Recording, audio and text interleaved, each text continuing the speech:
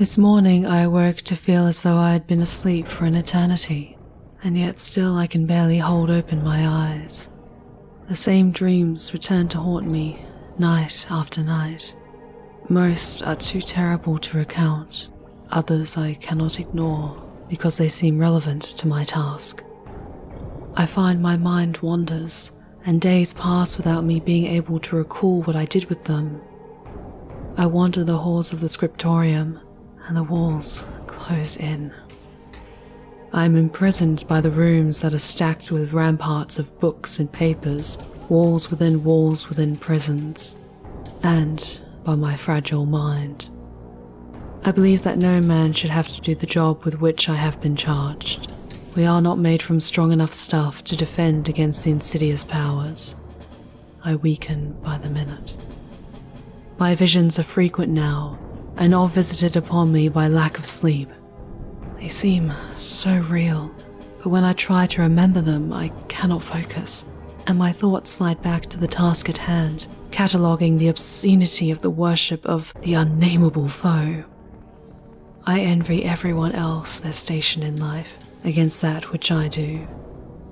But I must remind myself that it is for the good of all mankind and the Empire that I attempt it.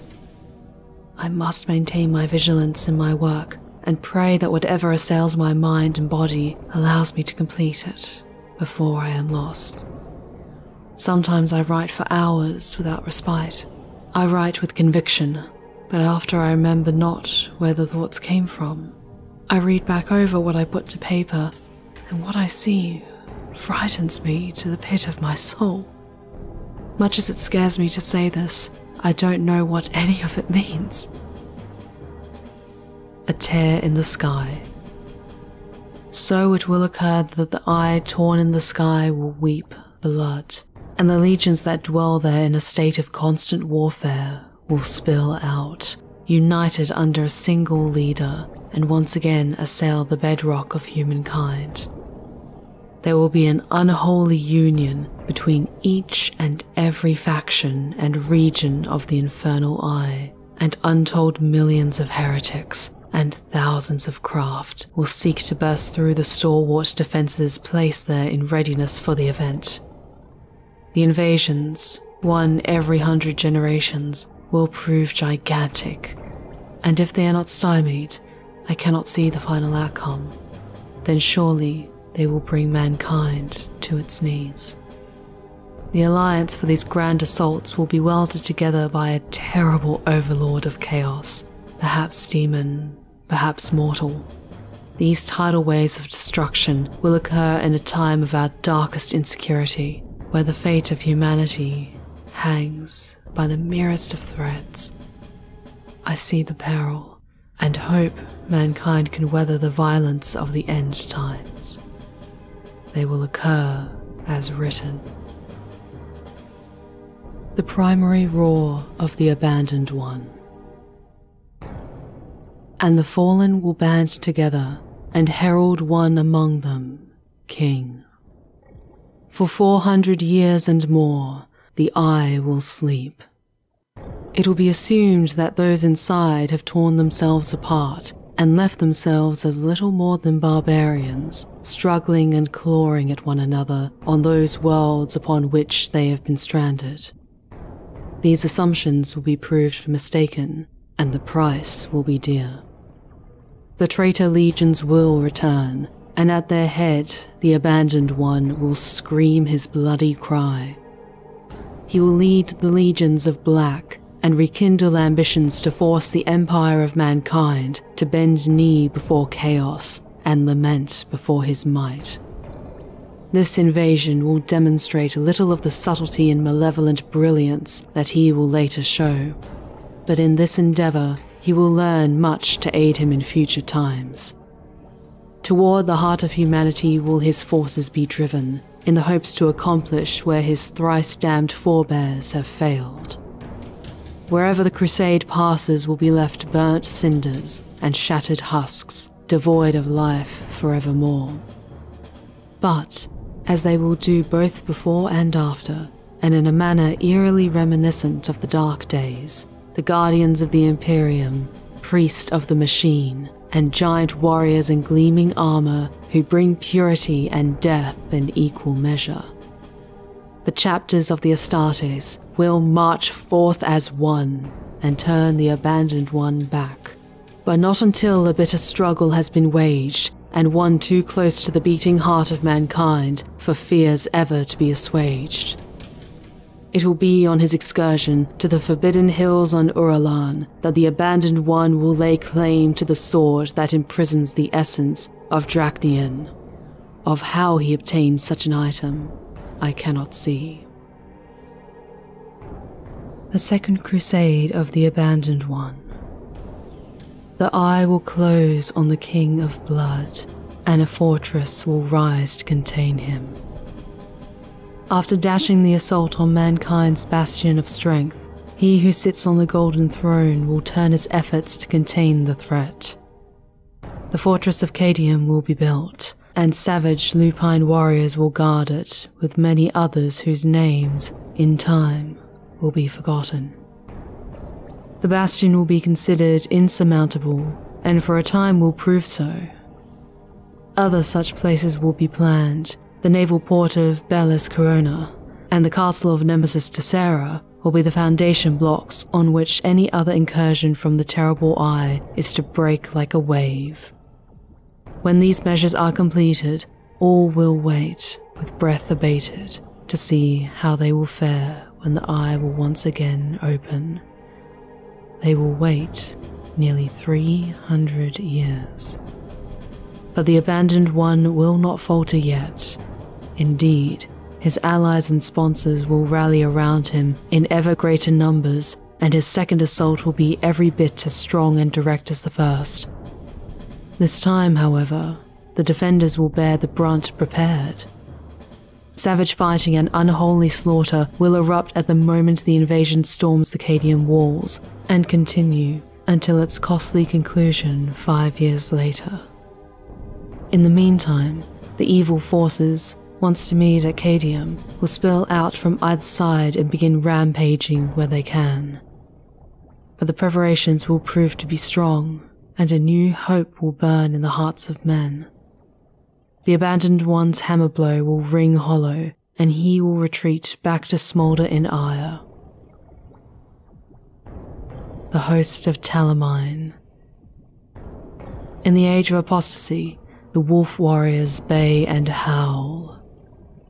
TALLOMINE, prince among demon princes, will lead an attack, but the outcome is hazy and the events indistinct to me.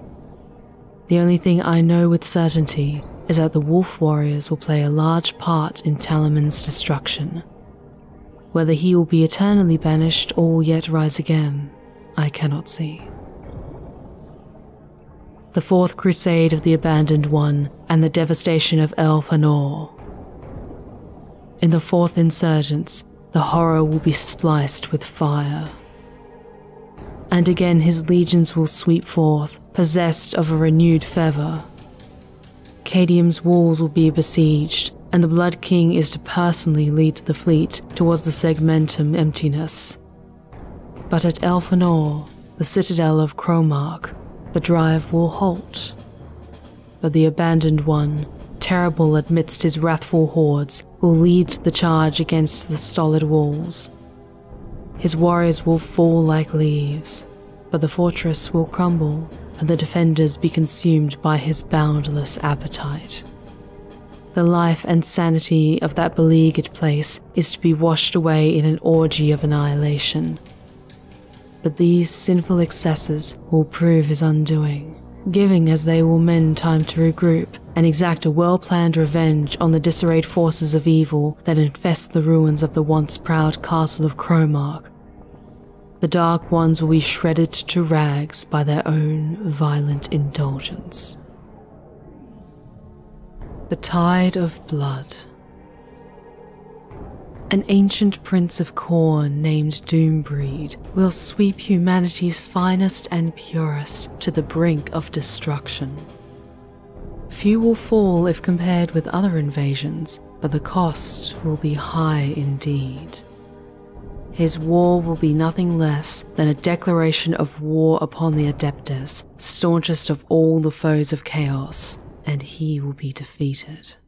But I lament the Warhawks and the Venerators, for they shall be lost. Black Crusades in the Age of Strife. And men will bare their breasts and invite destruction to take them. Apostasy will reign for many years, and the eye will cast forth countless harbingers of death. I cannot guess at how many crusades will be launched during these dark days, but the Abandoned One will return. This I know. And men will grow mistrustful of each other, and cosmic forces of tremendous power will isolate and disenfranchise our strongholds and citadels. And the ever-watchful dark will fall upon us in our weakness and seek to destroy us, and much ruin will be caused. But our end will not come here, not yet a while. The Abandoned One's 7th Crusade, the Ghost War. For the 7th time, he came as shadow. Comes the time called the Ghost War. The Abandoned One's fleet will flood in a heavy tide from the gates of Cadium, and then disappear. There will follow years of hunt and seek and confusion and paranoia and disinformation and deceit. Raids will occur in far-flung places. His hand becomes night and his standard secure. He will fall through the eye to prepare. Man will wait for the outcome with dread like a vice around his heart. The Abandoned One's 10th Crusade, the Conflict of Helica. At the Medusa's walls, the iron guards will break.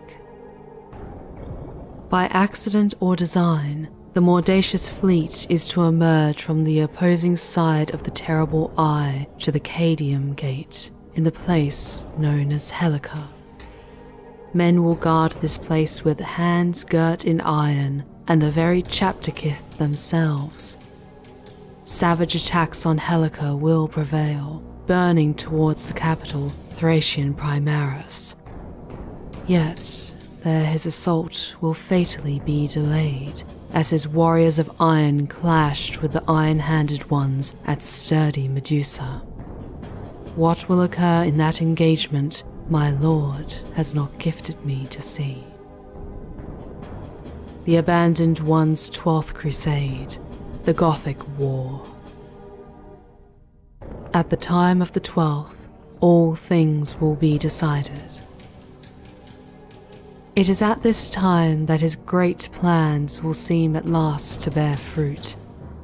Mighty blows will fall at Gethsemane and Schindelgeist, and the warrior Ravensburg will carry the day. But mankind will reel from the Blood King's assault, and he will escape with Blackstone, and the ruin of man is further assured. The first struggle for the heart of Armageddon. And Angron will rise to challenge men and curse them and eat their world. Leading a train of traitors and a legion of demons, they will blast out from the eye's red pupil. They will appear as if from nowhere in an ancient vessel of indescribable proportions at Armageddon that already falters from its own mischief. The land will be turned into a cauldron. But once again the lupine warriors and knights in grey lead a sally to rout the deadly foe. The mortal shell of Angron himself will be destroyed, and he will be cast back into the infernal realms. The 13th Crusade of the Abandoned One.